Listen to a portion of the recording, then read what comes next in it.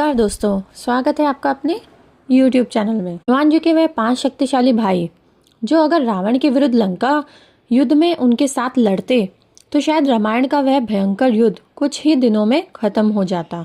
लेकिन आज भी बहुत कम लोग जानते हैं कि बजरंगबली अकेले नहीं थे, उनके 5 सगे भाई भी थे। आने की बात तो यह है कि जिस महर्षि वाल्मीकि ने रामायण का एक एक पन्ना लिखा, उन्होंने कहीं भी हनुमान जी के इन 5 सगे भाइयों का जिक्र नहीं किया। आखिर वो कौन थे और इतनी भयंकर शक्तियां होने के बावजूद वो लंका युद्ध में क्यों नहीं गए? इस गहरे रहस्य से पर्दा उठता है महर्षि वेदव्यास के ब्रह्मांड पुराण में। कथा के अनुसार माता अंजना ने कई सालों तक अन्न जल त्याग कर घोर तपस्या की। उनकी तपस्या की आग से जब स्वर्ग डोलने लगा तब स्वयं वायुदेव प्रकट हुए। उन्होंने माता को शिव के अंश रूपी एक दिव्य फल का वरदान दिया, जिसे ग्रहण करते ही एक ब्रह्मांडीय ऊर्जा के गर्भ में समा गई और जन्म हुआ रुद्रावतार यानी हमारे हनुमान जी का। लेकिन कहानी यही नहीं रुकती। ब्रह्मांड पुराण के अनुसार हनुमान जी के जन्म के बाद वानर राज केसरी और माता अंजनी के घर 5 और पुत्रों ने जन्म लिया।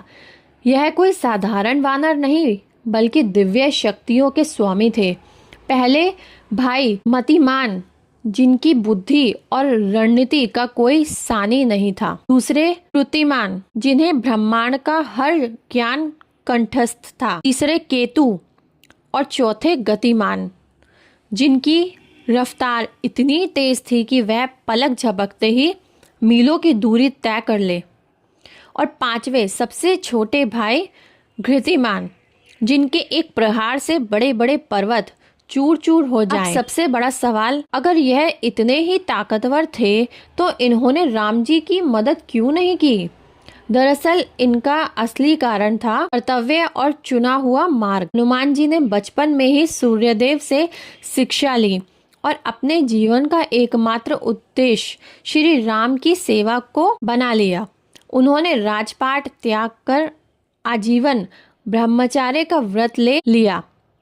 लेकिन वानर राज केसरी के साम्राज्य को भी तो एक उत्तराधिकारी की जरूरत थी, इसलिए अपने पिता की गद्दी और राजपाट को संभालने की जिम्मेदारी इन 5 भाइयों के कंधे पर आई। उन 5 ने राजधर्म चुना और हनुमान जी ने भक्ति मार्ग। इन 5 भाइयों ने विवाह किया, अपने अपने राज्य स्थापित किए और किष्किंधा साम्राज्य की सीमाओं को बहुत दूर तक बढ़ाया। पुराणों के अनुसार वानर राज केसरी का वह शक्तिशाली वंश आज भी खत्म नहीं हुआ है। माना जाता है कि हिमालय और किष्किंधा के रहस्यमय जंगलों में उनका वो वंश आज भी कहीं ना कहीं जीवित है, जो शायद कलयुग के अंत का इंतजार कर रहा है। ताकत और सत्ता तो उन 5 भाइयों के पास भी अपार थी, लेकिन जो समर्पण हनुमान जी में था वह किसी में नहीं था। हनुमान जी ने राज सिंहासन को ठुकराकर श्री राम के चरणों की धूल को अपना लिया और इसी निस्वार्थ भक्ति ने उन्हें एक वानर से भगवान बना दिया। सच ही कहा गया है, राजगद्दी से बड़ा राम का नाम है। अगर आप भी बजरंगबली के इस निस्वार्थ भक्ति के आगे सिर झुकाते हैं तो कमेंट में जय श्री राम जरूर लिखें, अपनी हाजिरी जरूर दें। नमस्कार।